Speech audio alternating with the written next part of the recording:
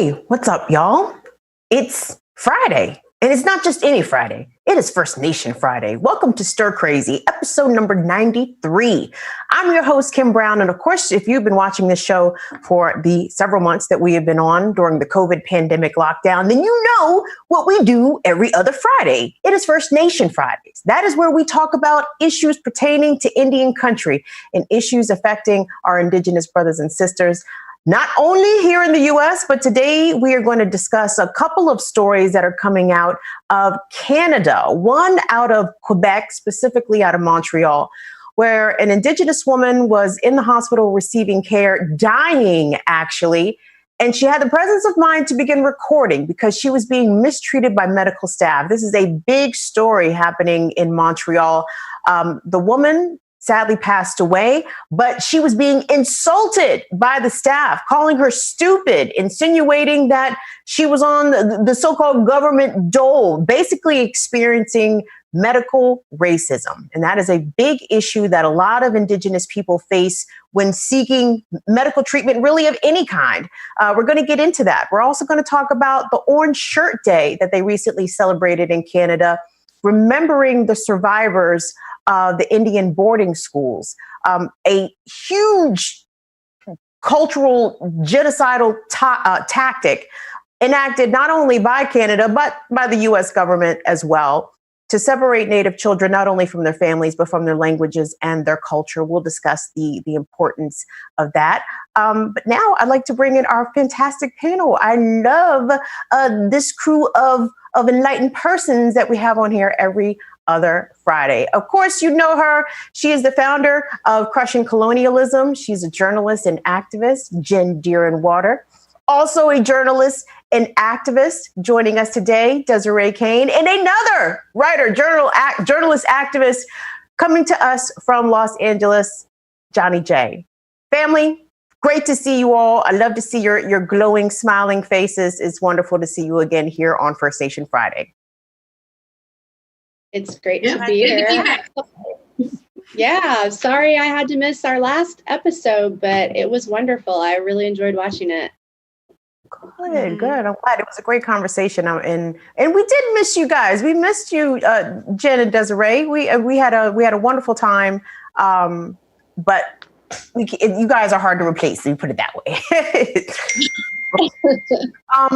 You guys, but before we get started on the slate of topics that we have in front of us today, we're going to get into some other issues affecting Indian country as well. We got to start off with the news of the day. The president and the first lady tested positive for COVID-19. They remain in good spirits. The president does have mild symptoms, and as we look to try to make sure that not only his health and safety and welfare is good, we continue to look at that for all of the American people. He continues to be not only in good spirits, but very energetic. We've talked a number of times this morning. I got the 5 or 6 things that he had tasked me to do, like I do every single morning, and he is certainly wanting to make sure that we stay engaged. Describe his symptoms, and is he taking hydroxychloroquine? Well, I'm not going to get into any particular treatment that he may or may not have. He has mild symptoms. As we look at that, the doctor will continue to provide expertise in the residence. He's in the residence now, and in true fashion, he's probably critiquing the way that I'm answering these questions. And I can tell you that a number of us will be reporting back to him on the task at hand. Okay, that video edit courtesy of the Washington Post. First Nation Friday crew. Of course, that was White House Chief of Staff Mark Meadows addressing reporters today. I'm sure everyone's phone started going off in the middle of the night. I happened to wake up this morning at 6 o'clock because I cut on the local news just out of habit, and Savannah Guthrie from NBC broke in at 6:10 to say that Trump announced that he and Melania have got the COVID. Now, this, of course, coming after the president has long downplayed the seriousness of the COVID-19 pandemic. In fact, refusing to wear masks, refusing to call on people to wear a mask, a delayed response and an effective response, as we have 207,000 people in this country alone dead with over 7 million infections. Of course, Indian country being hit particularly hard, Black America being hit particularly hard, Latin America, in this America, the United States, Latinx people being hit very hard by this pandemic. And here we are with the president himself and his wife coming down with it. Gang, let's start with your reaction, if you have a reaction.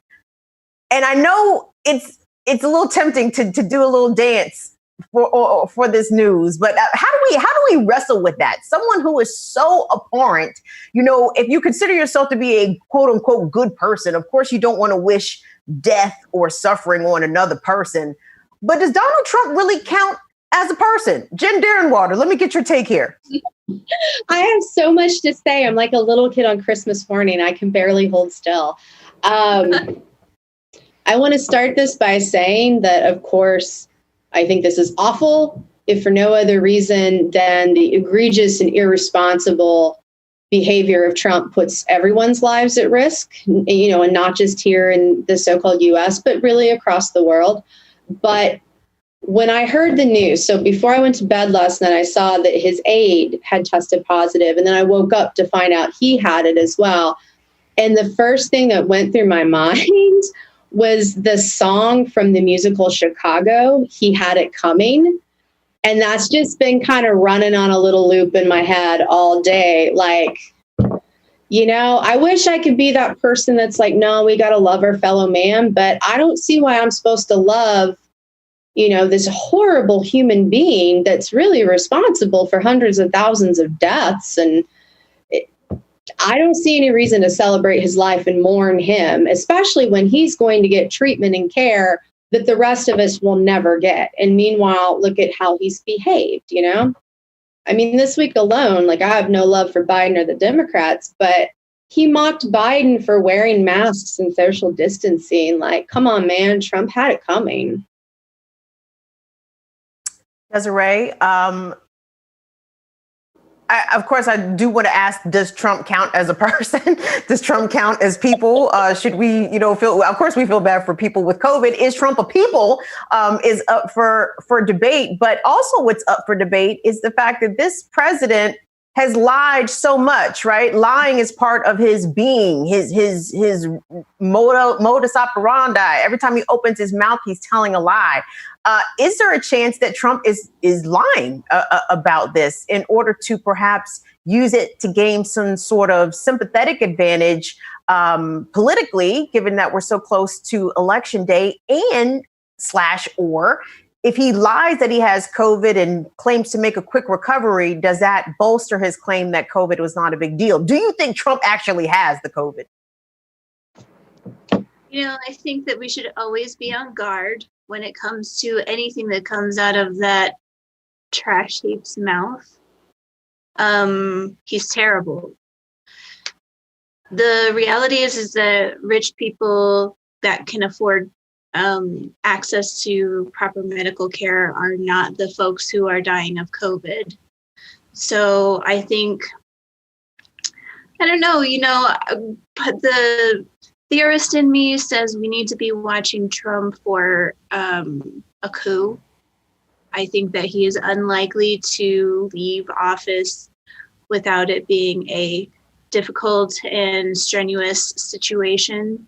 And so I think it's really, I just think we need to be mindful that the election is not that far away. And if he's going to be quarantined for 2 weeks of that, there's just a lot of things. There's a lot of ways that this could play out. I think I don't know if I believe him or not. I don't believe really anything he says. I just don't know. Yeah. Johnnie Jae, there's so many people, including, some of us here on this call, some of us that we know by extension who have underlying medical conditions who are predisposed to possibly contracting COVID. And Trump, despite his wealth and his privilege, he does fall into that category given his age. He's in his 70s, and they keep making reference to his weight. I don't know how much weight is a factor in people getting COVID, but that's something that the news has been referencing. And yet he has flouted so many of the protections, including mask wearing and having these rallies with thousands of his supporters who are also not wearing masks. He has not behaved like a person who could be predisposed to COVID, and voila, now he has it. How much of his privilege do you think went into the fact that he has contracted this disease, and the fact that it took him really so long to get it? Because we've been looking at Trump, how he's been behaving and not necessarily acting like there's a global pandemic. And it's like, damn, how come the COVID hasn't jumped on Trump yet? But yet here it finally has. Well, honestly, I think the only risk that he has been taking is in public. I think behind the scenes where we're not looking, he's doing everything he can to protect himself because he knows this is a real threat. And I think part of the reason that he has downplayed it is because he's been looking to profit from this from the very beginning, from touting medical, cures, medications that have been taken from other people that have proven medical needs for these medications. Like, they have not been able to get their medication. And I'm one of those people. As somebody who does have diabetes, I have a lupus. Plaquenil is one of the biggest drugs that is used to treat lupus. And for a lot of patients with lupus, at the very beginning of this, once they started touting Plaquenil or hydrochloroquine as a cure for COVID or as being effective treatment, a lot of people were unable to get their prescriptions refilled. And that left a lot of people in a very precarious medical situation, because that means you also have to switch your medication. And when you switch medications and you have a chronic illness like lupus, it's not that easy. You have to just, like, your body, you don't know how your body's going to respond or if it's going to be an effective treatment for you. For me, Plaquenil does not work for my lupus. I just went on lupus, Plaquenil not too long ago, and it was something that didn't adhere to my body. My lupus tends to attack my kidneys and my liver. So any kind of harsh medications, we have to watch my case very carefully to see if my body is going to react or if it can handle it. Plaquenil is one of the drugs that I can't use, but many lupus patients can. And as far as diabetes, I was also on saxagliptin. And I was surprised when I went to refill my prescription and they told me that they were only be able to give out one prescription a month. And if you weren't the first person to put in your order for a refill, then you weren't getting your medication. And, I don't know how many pharmacies I called, but it was the same story everywhere. They just did not have a supply of saxagliptin. And I had to call my doctor, who put me on another medication that's in the same family, allogliptin. And it's easier to access, but it's also the same thing. There have been pharmacies where they don't have that in stock because a lot of medical research facilities are using this to test to see how effective it's going to be on COVID-19. So, there's a lot of people like me that have chronic illnesses who are already disposed to the more severe symptoms of COVID if we were to contract it, that, have been suffering without the medications that we need since the beginning of this pandemic. And it makes me so angry because I know that Trump's privilege means that he is going to always have access to the medications that he needs. Like right now, he's probably got the best doctors. He's got the best care. Meanwhile, the rest of us are getting scraps. And it makes me really angry to know that he has COVID just because, one, I think he's lying. And I think that he's using this as a way to kind of downplay the seriousness and to downplay the impact. And I think in a couple of days, he's going to be on TV bragging about his miraculous recovery and how it wasn't that bad. So everyone has nothing to worry about. That's the way that I think. At the same time, if he has COVID and he survives, again, that is going to make me so angry because I lost my uncle who was a good man, who did a lot to help his tribe, who had a family. And it would just be the most terrible thing that happened if Trump survives. And, so many good Americans like my uncle don't.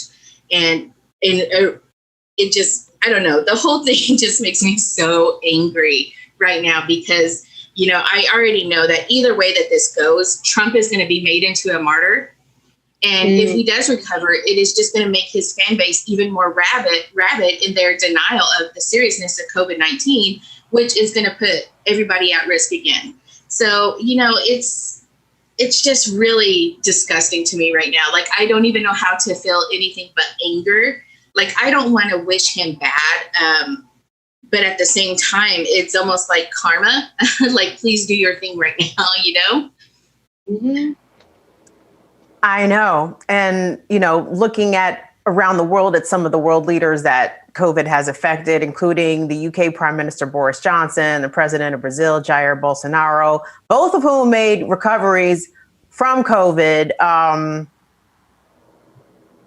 And they kind of suck. So COVID's not necessarily taking out who we would prefer it to take out. Guys, I want to read a couple comments. Owen Oni from the comment says, I want to see him incarcerated. He unfortunately still needs to be alive for that to happen. Socrates Agrio says, why should we believe Trump? I don't think we should believe Trump. And I'm not really sure. Because he's such a stunts person, you know what I mean? Like he's a master distractor. He knows that he came off really bad during that first presidential debate with Joe Biden. And at least according to some of the national polls, the numbers were reflecting that. So I think that this is, a trick, a bit of deception on his part in order to garner some sort of sympathy vote. I'm not really sure what this is, but I guess we will find out soon enough in the next couple of weeks. And it's just all these things are just coming a little bit too close together. You know what I mean? Mm. Yep. I mean, that's exactly what I thought when this came out. Like last night I saw it and I was just like, good Lord, I knew he was going to be up to something. He had to find something to distract from the debates because that was amazing, amazingly bad. But it was everything that I thought the debates would be given the candidates. It was like watching grumpy old men, but with a little fascism and white supremacy thrown in. Like that's seriously what I was watching. I was watching it and just laughing. And it was like, wow, like this is how low the bar has been set, that we have two men who are running for the highest office in our country that can't behave themselves, that can't be civil and follow the rules that they have agreed to follow. And they're just both bickering, talking over each other, and neither one of them said anything. Neither one of them has a plan for how to move this nation forward. So to me, it was just comedy. It was the best stand-up. And for somebody who loves to go to the Comedy Store here in LA and, loves comedy and have had to suffer now that everything's been shut down, that was the next best thing, because it was just bicker. It was just the most hilarious thing. But come on, guys, when Biden said, will you shut up, man? That was so freaking iconic. And I could not quit laughing. I mean, thank goodness for the debates for COVID entertainment. There was one point, so I only watched about the first hour of the debate. And there was one point where the moderator was telling Trump, like, you need to stop interrupting. And his immediate response was, well, he's been interrupting too. And I was like, you were absolutely that bratty kid on the playground, snitching out all your schoolmates. It was like grumpy old men. It'd be hilarious if it weren't real, Listen, the debate was funny. For me, honestly, oh, go ahead. No, go ahead, sweetie. Oh, I just watched it and it felt very much like, I don't know, it was triggering because people who are abusive do stuff like that, narcissists who have to control everything. They act like Trump, and they do this thing called Darvo, which is basically you diminish and then you attack and then you reverse the role from oppressor to victim. And so it's very, you can kind of see the template of abuse that Trump is working with, and it is called DARVO. So diminish, attack, and then reverse to victim. So that's exactly what happened. We had the debates, and now this would be his reversing the role, where he looked like a dingleberry, and now he has to be the victim. It is an established pattern of abuse. So I watched it and I was just like, oh dear. I really appreciated seeing memes and things of where people put they put a towel to cover one half of the TV so they could just see Biden. If I could have done that at that moment, I would have done that. That's a good idea. I didn't even think to do something like that. That's pretty clever. I mean, not to get off topic, but let's not act like Biden is so great just because we all hate Trump so much. Like, Biden is still a flaming bag of dog feces. Like, the man is garbage, outside of just the entertainment value of the debate. When they were talking about Roe v. Wade and racism and whatnot, I'm like, so we've got 3 old white men here. We got our moderator and we've got our 2 presidential candidates, all wealthy, all powerful, all straight, all cis, at one point in time, all healthy and able-bodied. What the fuck do I care what they think about my right to my reproductive justice? What do I care as a native what they think about racism? They're all a bunch of just misogynistic, racist assholes. I mean, there was at one point, it was towards the beginning of the debate, Biden said, "I am the Democratic Party." And God. I mean, one, the arrogance, like, my God.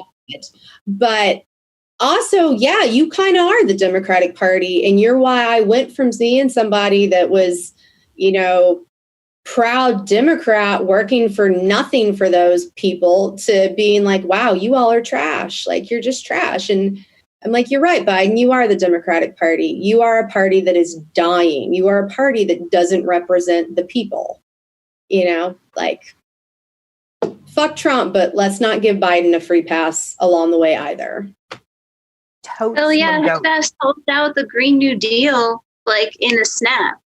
So he's I have many feelings. Understandably. And listen, we are not going to spend any more of our wonderful hour on those dickheads. Let us surrender them right now and move on to issues impacting the Indigenous community. And I want us to start a little north of the border in Canada, because, and correct me if I'm wrong, y'all, but it seems as though there are many shared experiences of Indigenous communities between the United States and Canada, the same policies of removal, the same policies of genocide, similar policies of, the Indian schools, the boarding schools. Both Canada and the U.S. took to all these practices and policies very giddily. But September 30th in Canada is what they call Orange Shirt Day, and it is a remembrance day for the victims of the Indian boarding schools. And I put up this tweet from the RMCP, the Royal Canadian Mounted Police, because I thought it was kind of ironic for the police to be, tweeting their support and their solidarity with the Indigenous and First Nations community in Canada, but performative, solidarity is uniform, I guess, across the continent. But Dwayne, I want us to play that video, if we could, from a woman named Wendy, detailing her experience and why Orange Shirt Day is of tremendous importance to the First Nations community in Canada. Hello everyone, my name is Phyllis Webstad. I am Shawetmch from the Strachamch, Kenno Creek, Chatlam, Dog Creek First Nation, which is about 1.5 hours southwest from Williams Lake, BC. I grew up with my granny on the Dog Creek Reserve until I was 10, then moved with my auntie after she finished university. When I had just turned 6, I was sent to the St. Joseph Indian Residential School near Williams Lake, a place we called the Mission. My granny bought me a shiny new orange shirt to go to school in. When I got there, I was stripped, my clothing taken away, including my new orange shirt, and I never saw it again. I was no longer excited to be going to school. I wanted to go home to Granny. I had to stay there for 300 sleeps. No matter how much all of us little kids cried, it didn't matter. No one listened to us. Our feelings didn't matter. We didn't matter. I am the third generation that attended residential school. Both my grandmother and mother attended the mission for 10 years each. Today is a day to honor and remember residential school survivors and their families. Every child matters, even if you're an adult. We must also remember those children that never made it and are no longer with us. Today is a day for survivors to tell their stories and for us to listen with open hearts. I am humbled and honored that you are all taking part in Orange Shirt Day. When I was in school, I didn't know my own history, so I am overjoyed that you are taking part and learning the true history of Canada's First Peoples. Guksjem, thank you. Panel, I'm curious, as Indigenous peoples in the United States, at least, how common were these experiences in your family heritage, or were they common at all? I don't know how ubiquitous a thing where Native people or Native children specifically were sent to these boarding schools. Was this extremely widespread that each of you has perhaps a family attachment to it or a family story to it? Jen, let me start with you, and you tell us if you have a relationship with what so many Native people experienced with the boarding schools. It's very common. It's very widespread. A lot of us have at least one family member that could speak to it. For me, the Cherokee comes on my father's side. My mom is white, but my father is also mixed. He's also white. And the people in my father's family died quite young. A lot of them die in their 50s. My grandpa Deerinwater died before I was born. So there are a lot of family stories and experiences that I just don't know. And my father, for a variety of reasons, historical and intergenerational trauma from being a Vietnam vet, and just maybe not being the best human being. He was pretty emotionally, mentally abusive to me as a child. So there's just a lot of stories and things that I don't have. So I can't say personally if my family experienced that. But my father did tell me enough stuff about how my great-grandpa Deerinwater was ashamed to be Native and that he wouldn't speak the language to his kids. And there was just a lot that he wouldn't pass down. So I suspect that could be part of my family story, but it's something that I'm trying to learn as I go. But I know so many people that they themselves or their family members have been in boarding schools. It's pretty widespread across Indigenous communities. Johnnie Jae, can you share with us, if you could, if you know of any familial experiences or experiences that have been communicated to you about the horrors of the residential boarding schools?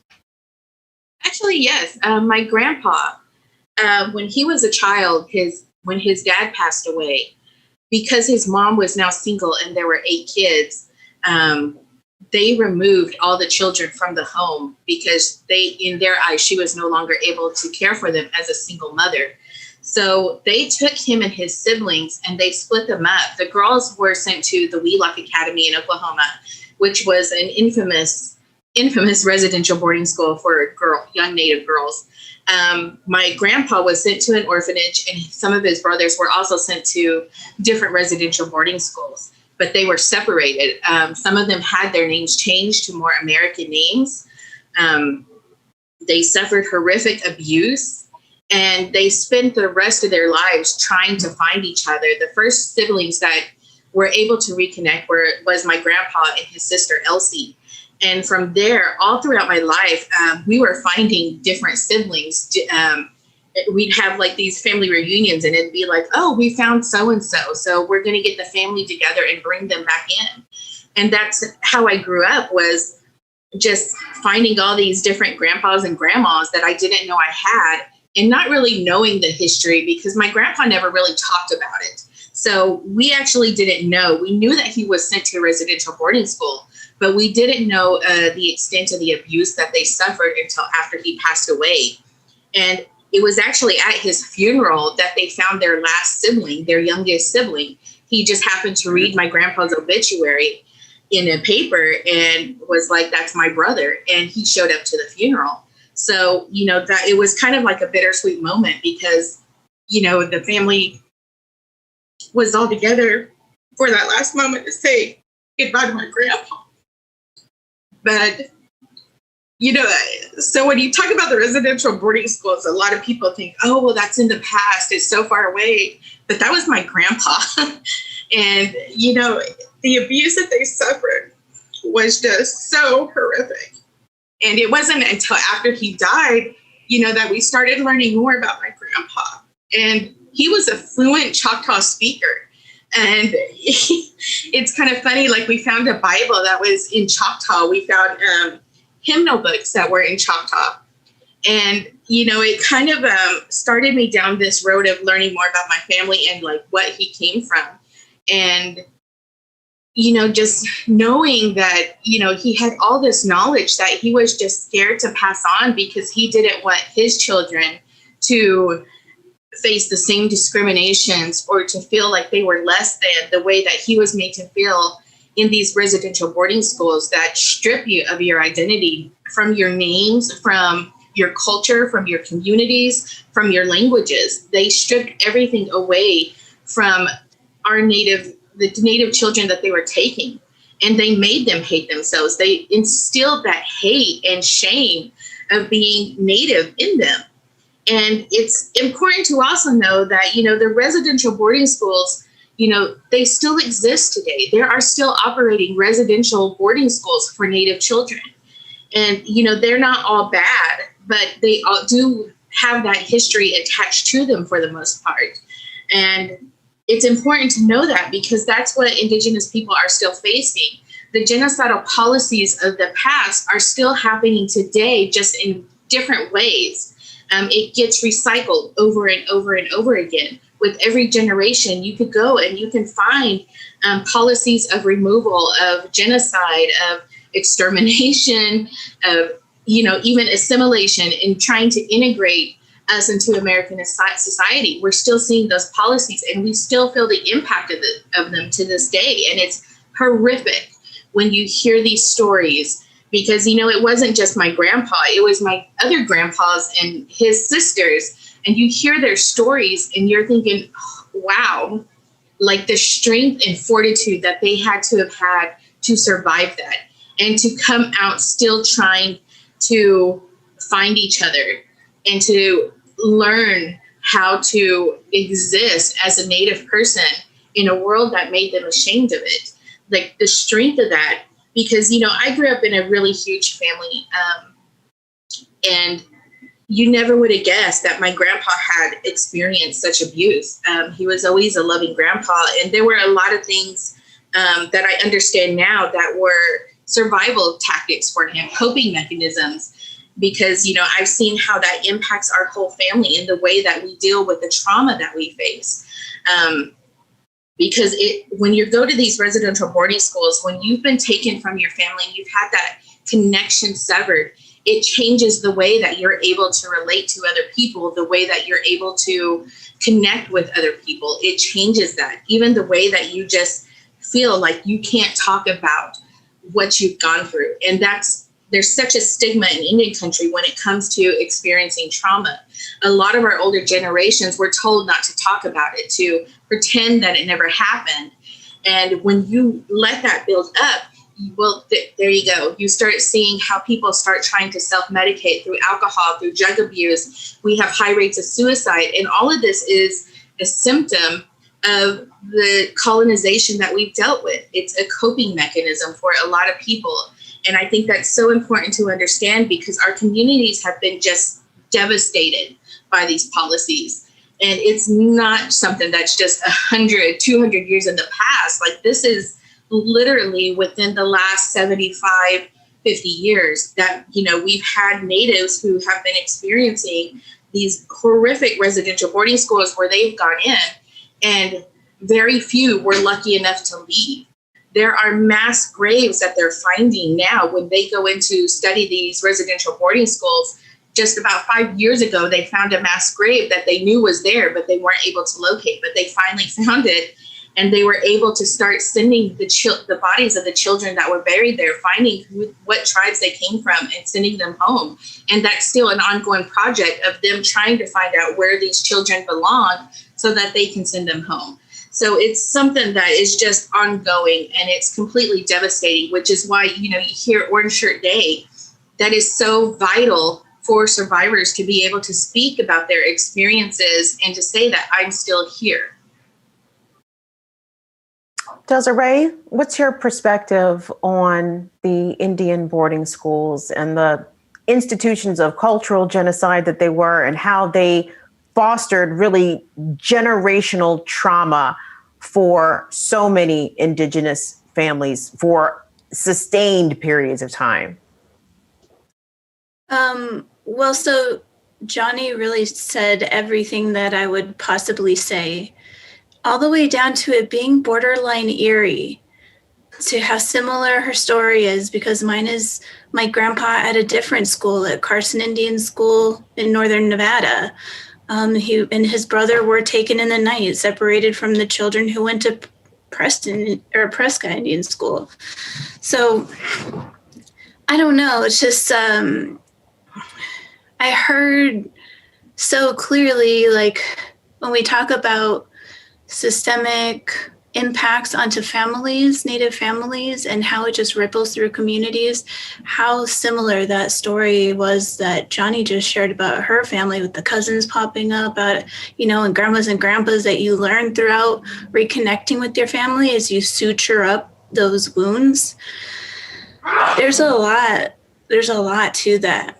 And, it's something that we just experienced the exact same thing, where it was like such a disconnect from our family all of a sudden, that instead, so I'm an only child, right?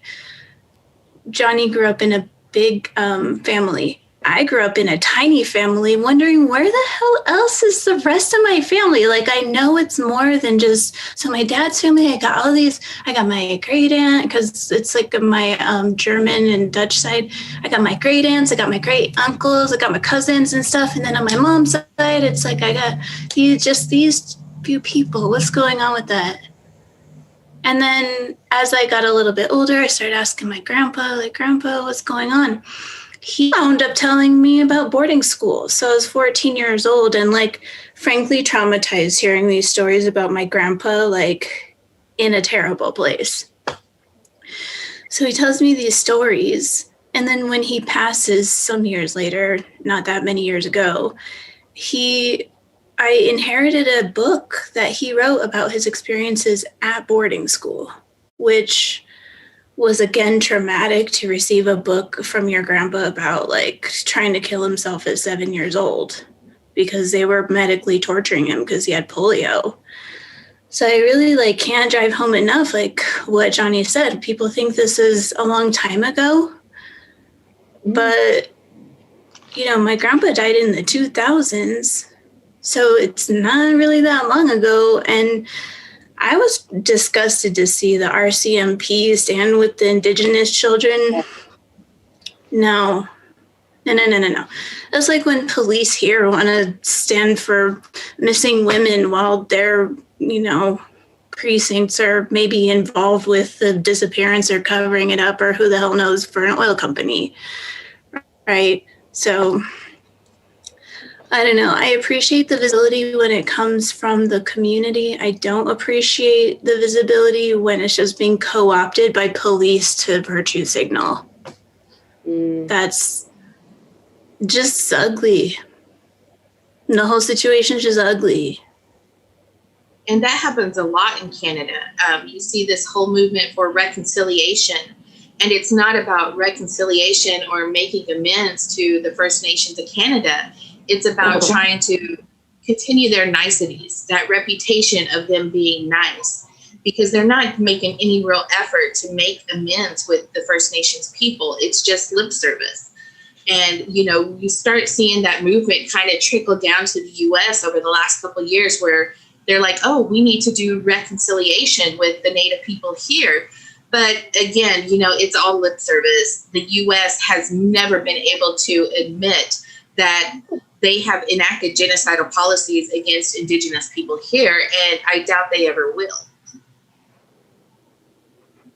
Well, speaking of Canada, so many people here are fretting about the outcome of the election. And so many people are saying, if Trump wins again, I'm going to Canada. And it's like, well, y'all don't know how racist Canada is. No one ever told you that Canada is fully imperialist and racist, although a little bit more polite than Americans, but racist nonetheless. And this was borne out to be horribly, tragically true in the story of an Indigenous woman who was receiving medical care in Quebec, in Montreal.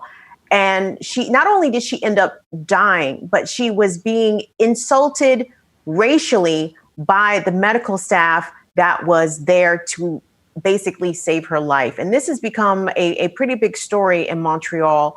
I want us to take a look, if we could, at this CBC report about what happened to Joyce. Let's take a look at that.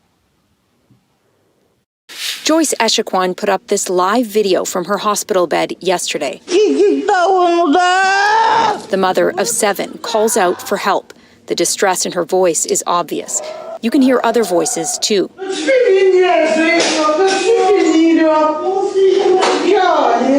Hospital staff insulting her. Echaquan died shortly after. It's unclear how. Her family says she had gone to the hospital on Saturday with stomach pains. Her husband says now, like that, her 7 children no longer have a mother. Her death prompted calls of justice for Joyce. At this vigil outside the hospital tonight, demands for change. This is the unacceptable event that we sadly have had to endure for so many decades. Sadness, we're mad, we just don't understand why Native women, we have to go through that. The chief of the Atikamekw Council of Manawan, where Echaquan was from, describes her as radiant. And says the video is audio-visual proof of systemic racism. This comes nearly a year to the day after the release of a Quebec report with 142 calls to action that found Indigenous people in the province face systemic racism when accessing public services. She was a victim of racism. Today, the Assembly of First Nations of Quebec and Labrador released its own plan to fight that because it says the government isn't doing enough. The release of their plan today, a sad coincidence, says the Assembly's chief. It just serves as a reminder that, I guess the mountain is steep, but we have to take it on. That report was from the CBC. And, Canada clearly has a long history of racism, racist practices, genocidal practices towards the First Nations people there. However, very much like in certain political circles here in the US, there is a big denial of the racist issue in Canada, not none the least coming from the Premier of Quebec. His name is François Legault. He was asked in a press conference about the racism that basically killed Joyce in the hospital while she was supposed to be getting medical care, medical treatment. Instead, she was getting insults and horrific treatment. And he was asked about that. Let's take a listen. Premier, I would like to hear your reaction to what happened in the hospital in Joliette. And if this is not a case of systemic racism, then what is? Okay. First, I want to offer my condolences to the family. Second, what happened is totally unacceptable. There will be an inquiry, 2 inquiries, in fact. And the nurses did something unacceptable and she is being fired. And I really don't think that we have this kind of way of dealing with First Nation people in our hospitals in Quebec. Yes, there is some racism in Quebec. We're working on that. Nadine Giraud and Yanel Carman will table some recommendations and will apply those recommendations. So we'll take action to fight against racism. And that clip courtesy of the Montreal Gazette. Also from the Montreal Gazette, I wanted to take a look, if we could, at the vigil that Joyce's people, the Atikamekw people, held in her honor, and they are fighting justice for Joyce.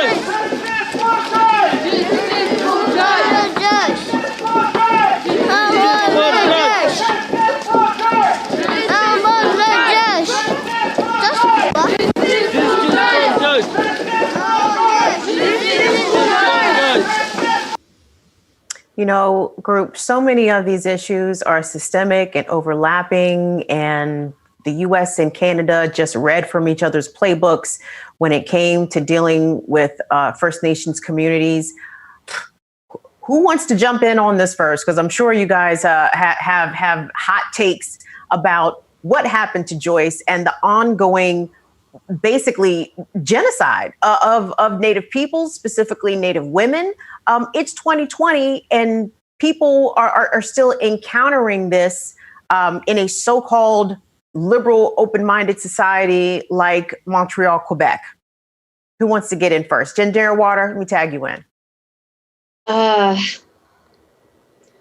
can say from my own personal experiences as someone who's had chronic illnesses since I was a child, this is the norm. It is not an exception. It is the norm, at least within the so-called US.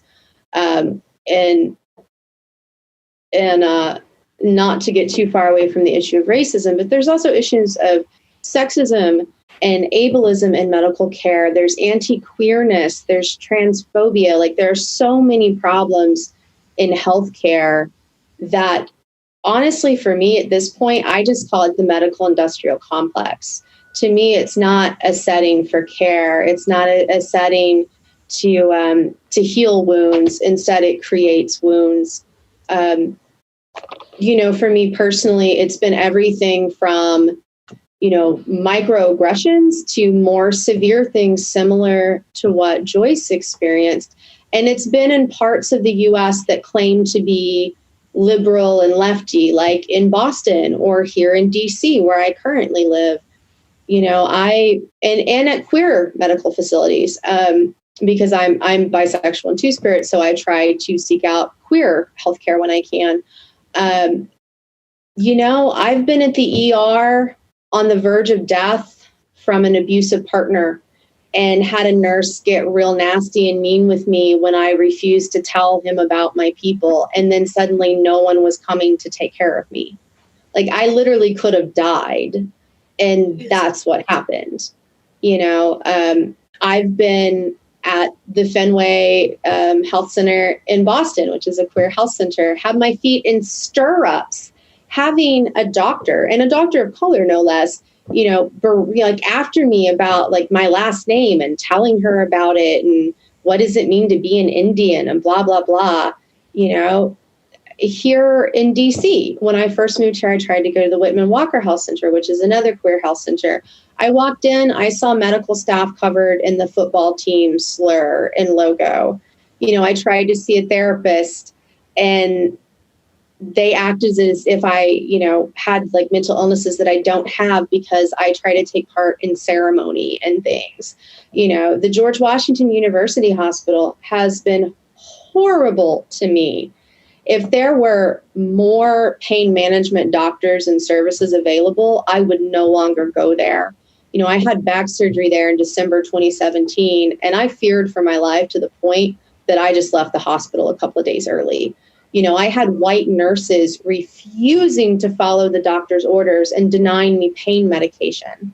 I had back surgery, major surgery, and white nurses would not give me my pain meds because you don't need that. You're just a redskin, as they said. I had people working there calling me a redskin.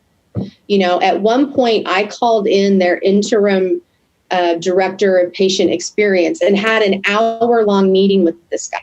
I've just had major surgery. I'm in agonizing pain, and I'm having to educate their staff about how to treat Native people. I ended up leaving the hospital probably a good 2 days early because I just was like, you know what? I'm better off at home by myself than I am here. And since then, I've tried talking with administrative staff at that hospital, at George Washington University Hospital, and it's been pointless. It's constant. It's constant. It never ends. The things that people say and the things that they think are perfectly acceptable to say and do. It's to a point where I avoid ERs as much as I possibly can. Like, I really have to be on the verge of death before I'll go to an ER. I'm afraid to go to doctors, especially as a person with chronic pain.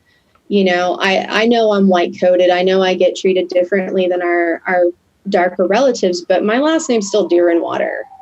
Like, a lot of these doctors, I come in there with chronic pain, and one is a woman. They just think I'm crazy or I'm making it up. And then as somebody with the last name Deerinwater, well, I'm just some drag addict, drug seeking junkie Indian, Like, the things that get said and done are deplorable. And that also includes in mental health care settings.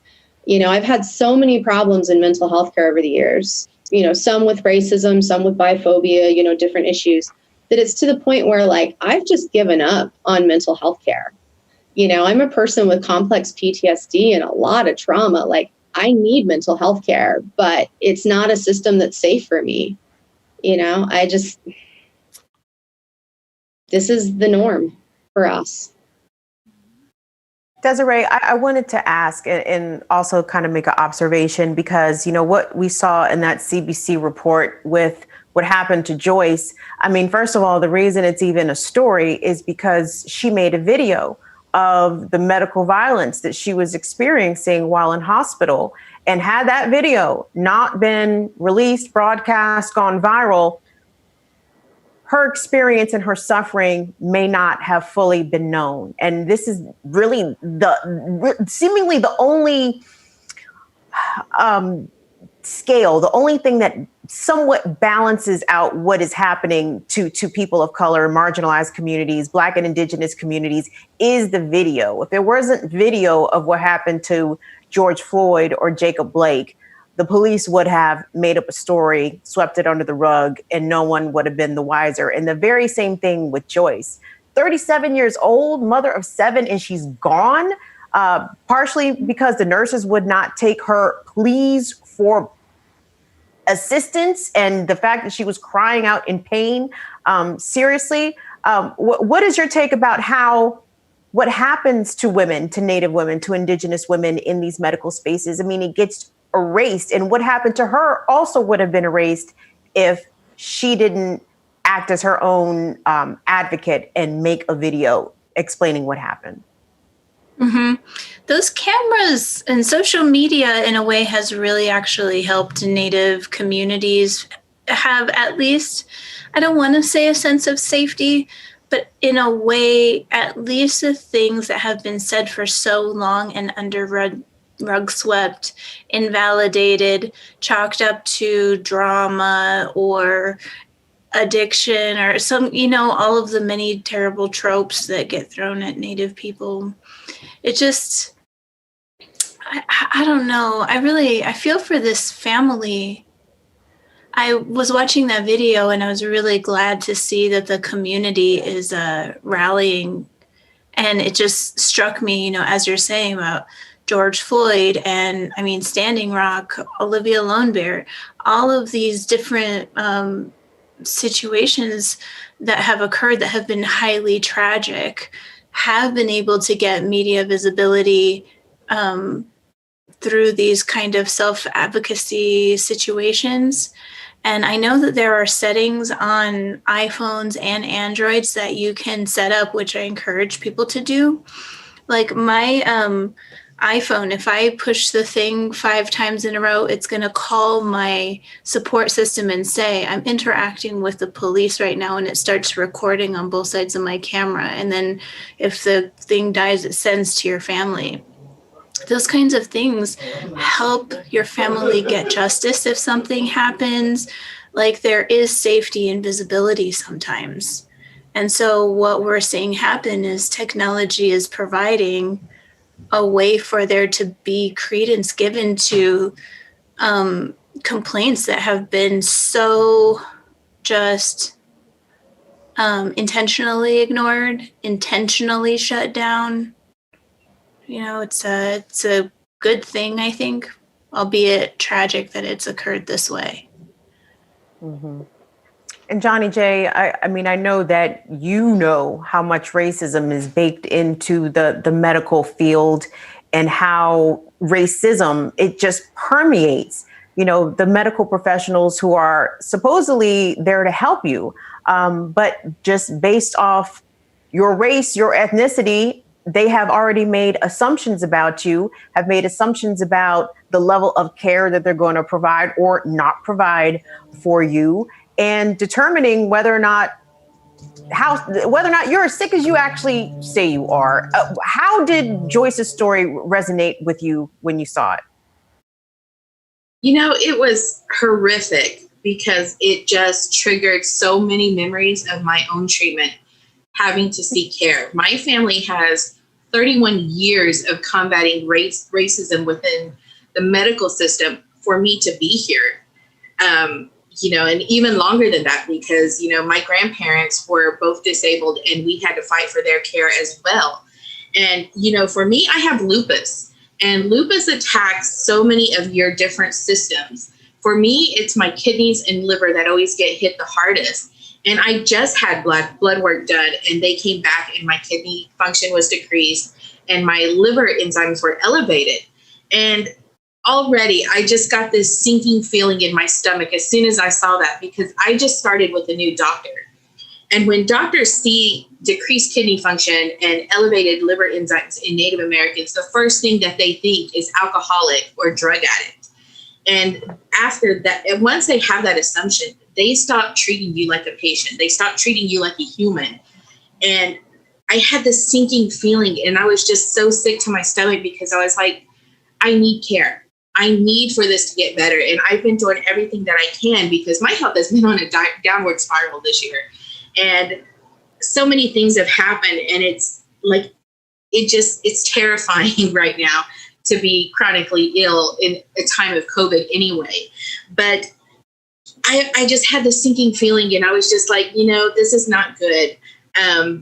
Because I already know the misconceptions that she's going to have, despite the fact that I don't drink, despite the fact that, yeah, she can look at my blood and she can tell that, you know, I'm not doing any drugs. I don't have anything in my system that, you know, I haven't disclosed and that I shouldn't have in my system. But yet that's always their first thought. When you go into the medical system as an Indigenous person, especially the mental health care, they treat like your indigeneity is the thing that is the problem. Like, that's the sickness that you have to overcome. Every single time that becomes the issue.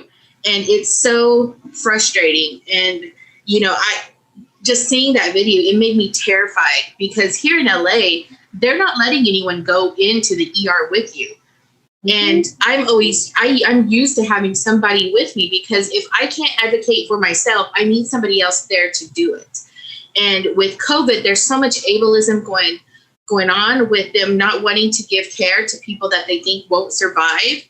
There's also, you know, the fact that I'm an Indigenous woman, that my life is already undervalued. So when I have to go into the emergency room, I'm terrified because I don't know if I'm going to get the care I need. And I also don't know if I'm going to make it out of there alive. And that's a scary reality because I know that, my chances of survival are high, regardless, because I'm just a fighter. And I have survived so much up to this point that it makes me so terrified to think that I could go into the hospital and if I have COVID or, there's another medical issue that they could say, well, she's got lupus and, chances of survival, well, they're not there, despite the fact that, I've lived with lupus for 31 years now, and I have had a lot of close calls, but I'm still here and I'm still fighting. And it scares me to death to know that my life is out of my hands at that point.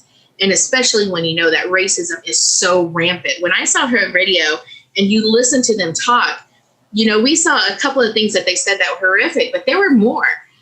They were telling her, how do you think your children would feel seeing you like this? They were telling her that the only thing that she was good for was sex, which that kind of boggled my mind because how would that even come up in this situation? But there was just so much going on that just really triggered so much to me. And it made me so mad because nothing is being done. Especially now with COVID, you see Natives and Black people dying at exponentially higher rates than other populations.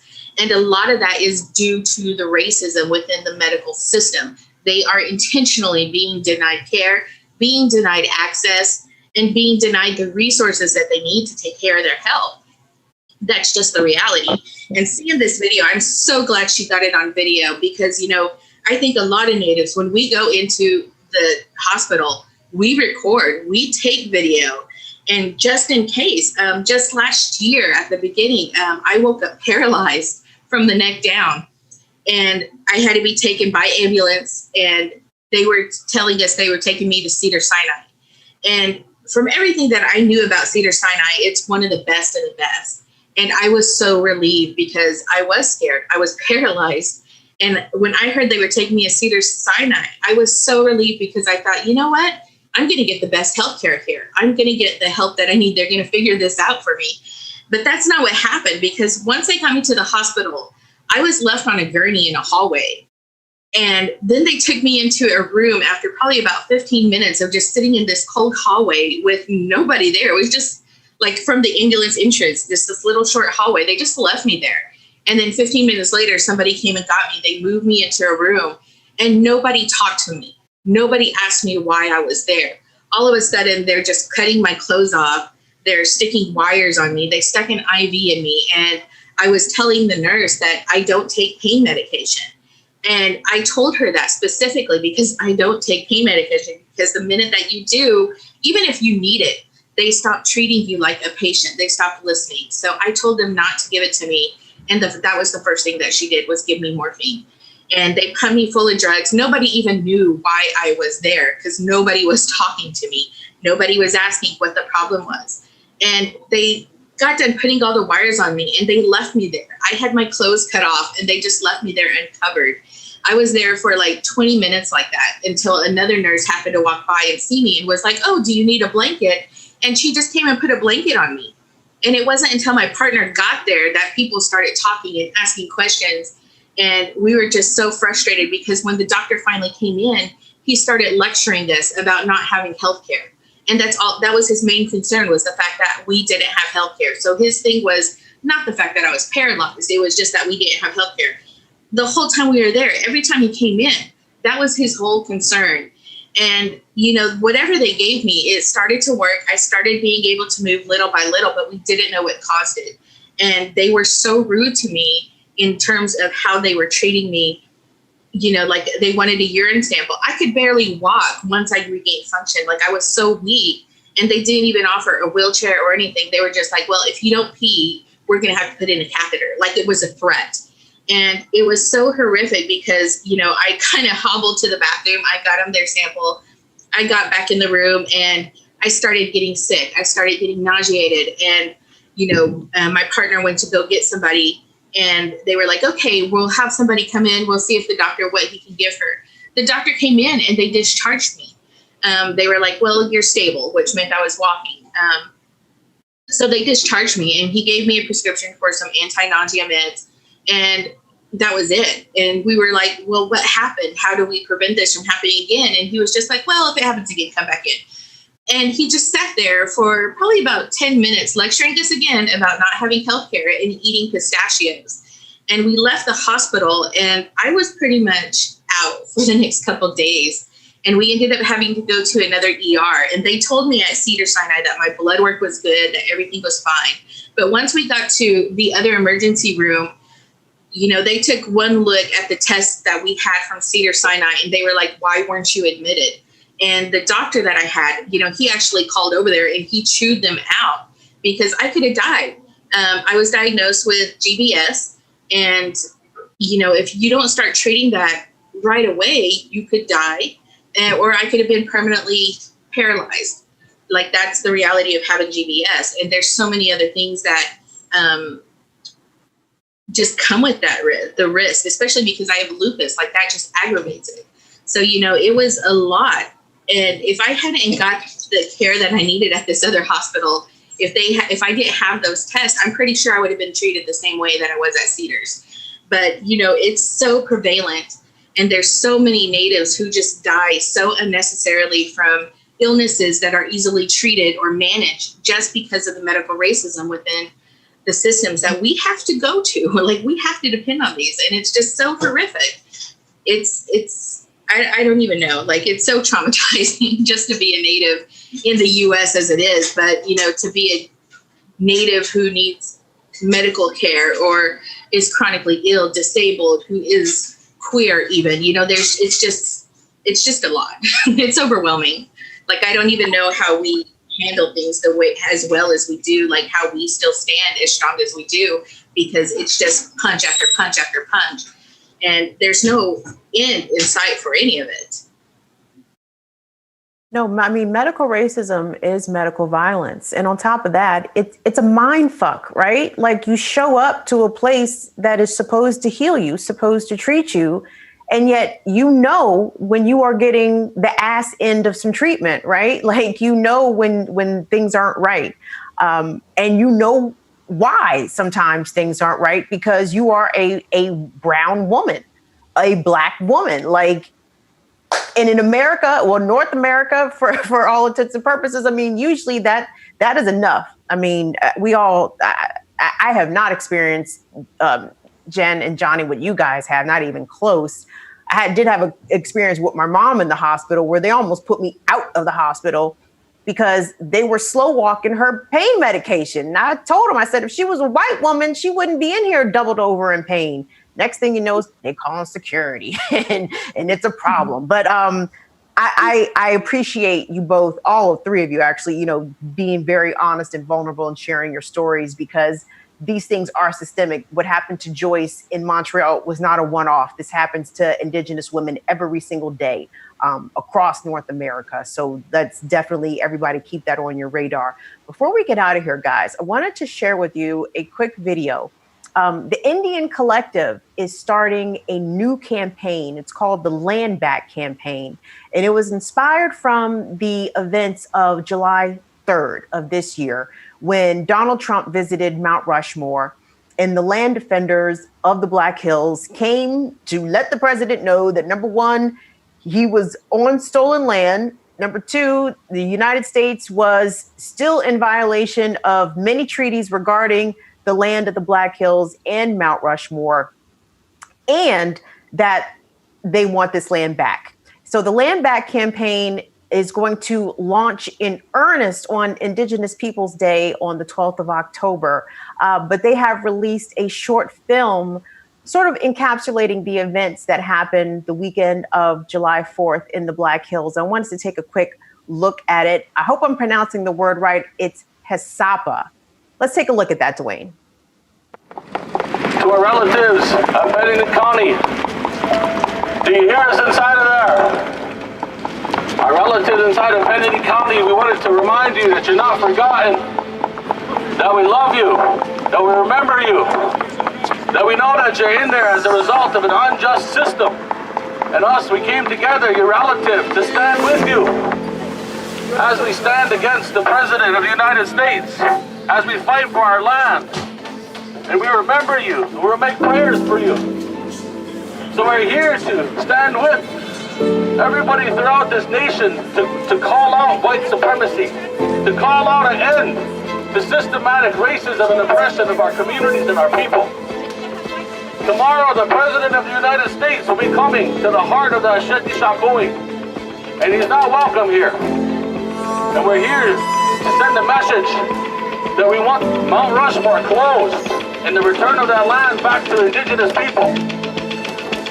So we're here in solidarity and remembering that all throughout the system of injustice and white supremacy, you'll find indigenous people.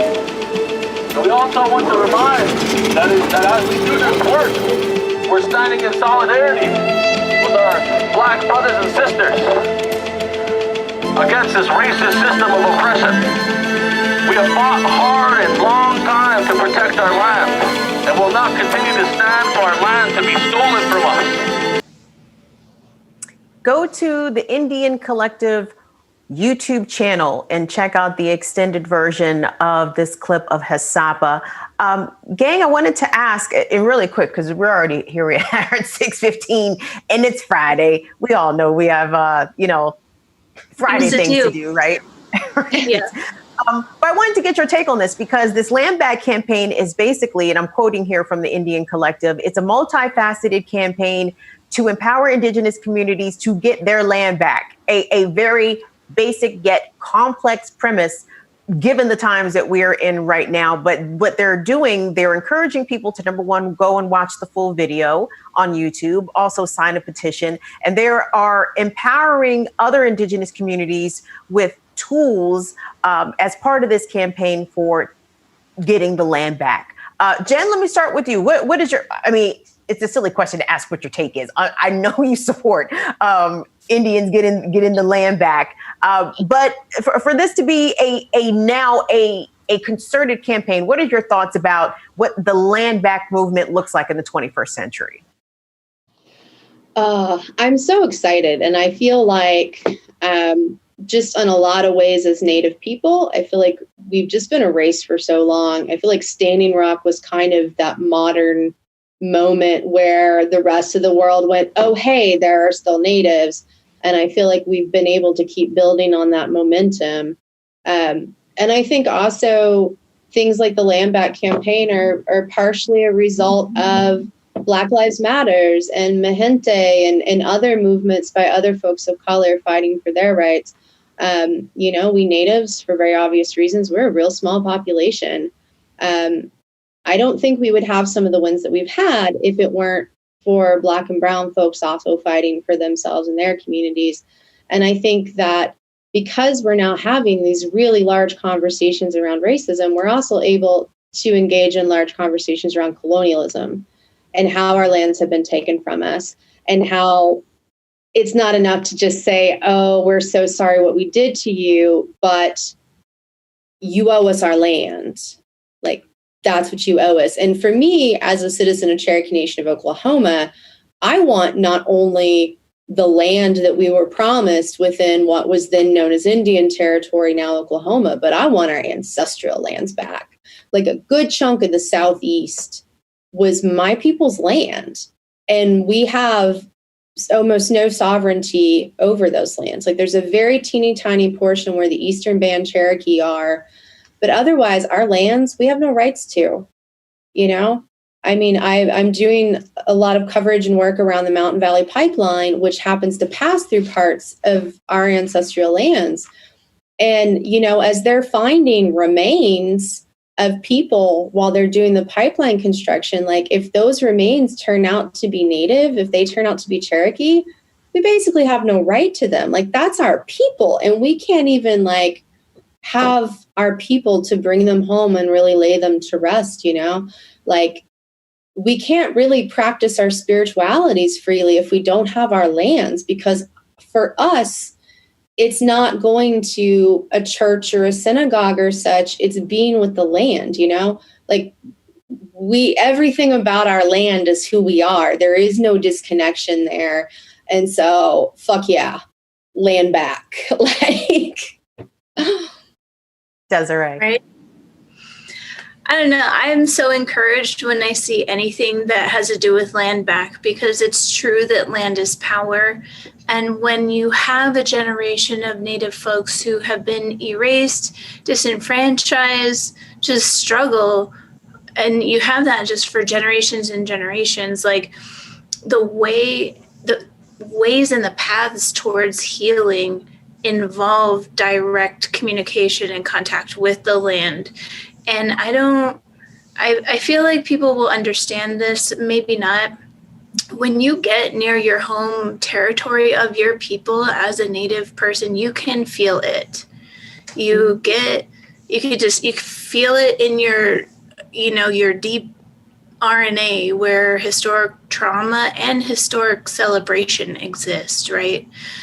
So I really appreciate some of the work that I see organizations doing along the lines of land back, because there had been a cacophony of Native people for hundreds of years just being like, land back, land back, land back. We need fucking land back. There's no clearer way to say it. We just need our land back. And so, yeah, I watched that video and I'm stoked to see that, there is community support to do that. I think that it's very powerful that they're doing that work in that area, because what they're fighting for is the Black Hills. They're fighting against mining companies. They're fighting for clean water because the Oglala Aquifer is right there, and the mining would poison the same water that the Standing Rock water protectors were protecting. So some of the same community and people. I feel like it's a really positive direction to organize within, because it will teach young people to be outside of the systems that indoctrinate them into, basically non-consensual assimilation out of the need for safety and to feed yourself and things like that. So I was watching it kind of the same as Jen, just being like, hell yeah, land back. Johnnie Jae, your thoughts, your take. Oh, I'm always excited when we talk about land back. And there's so much that goes into it. Like Desiree was saying, when you get close to your ancestral homelands, you feel it. And even when you're visiting other lands, there are spirits in that land that, you always kind of honor the spirits there. Like whenever I go somewhere new, I always lay down tobacco as soon as I cross the border and thank the spirits for allowing me to be a guest on those lands, because the spirits of our ancestors and the spirits of the land are still there, and you feel it. Where I feel it the most, though, is like I've gone down to Alabama, Mississippi, and out east a couple of times, and there's such a different feeling that I get. It's almost like home in places that I've never been before, and you feel that power in just the whole atmosphere around you. It's just like a feeling of home, like you're where you were meant to be. And even going to other lands, every time I go up to South Dakota, there is such power in the land that, you just feel it. It just resonates within you, and you're on Indian land. And so I'm always excited, but it also goes back to healing and giving us some closure as well. We've been talking about the Indian residential boarding schools in Rapid City. They just discovered that there were some deed violations in regards to the Rapid City Indian boarding school and the land that it resided on. And this came up out of research because there was a group of people who were looking for a mass cemetery because they were hoping to reunite the children that had been buried there back with their families. And so they were looking for this, for these cemeteries. But in doing so, they found there was some really shady stuff going on in the land dealing. And it turned out that, yes, that land was acquired illegally. And so the Rapid City and the Lakota Sioux were over there trying to figure out, okay, well, what do we do? How do we get this back? And right now, that land is back in federal trust. It's given back to the tribes. It's for 3 area tribes, actually, that are going to have ownership of this land. And next month, I think they're going to be doing like a groundbreaking ceremony because they do want to build like a cultural center. And they did find the cemetery that they were looking for. You know, that was the original goal, and it wasn't something that was forgotten. And it's almost like bittersweet, right? Because you're getting your land back, but at the same time, you did find these mass graves that, you know, you were just almost hoping that they were just rumors, but at the same time, hoping that you would find them so that you could give closure to so many different families.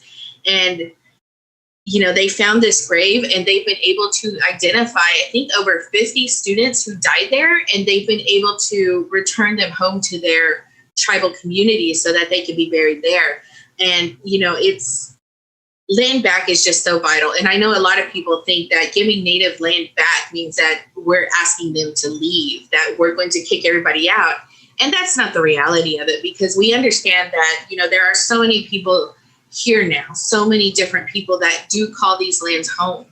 And so it's going to be more about Natives being more in control of that land and having more say in how it is handled, how it is cared for. And it's not going to be about kicking people out or pushing them off. It's just going to be about returning those natural rights back to Native people and allowing us to have more autonomy in how that land is treated. And it's more for conservation as well. Because you look at how our lands, our water has just been destroyed by the extractive industries here in the US, and it continues to do so. You have huge cities like Flint that don't have water, that don't have clean water. You have Native communities that don't have water. You have health issues that come from pollution and these extractive industries. You know, there are Native communities that have really huge rates of cancer because of uranium drilling or extractive industries polluting the water and the land. So it's about allowing Natives to take that land back and letting us heal it.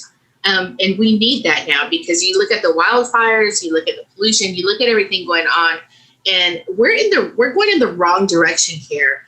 The more land that is taken, the worse it gets. So giving Natives their land back, you know, it's vital for our future, because this is the only way that we're going to be able to save the world, especially in light of the climate change that is going on.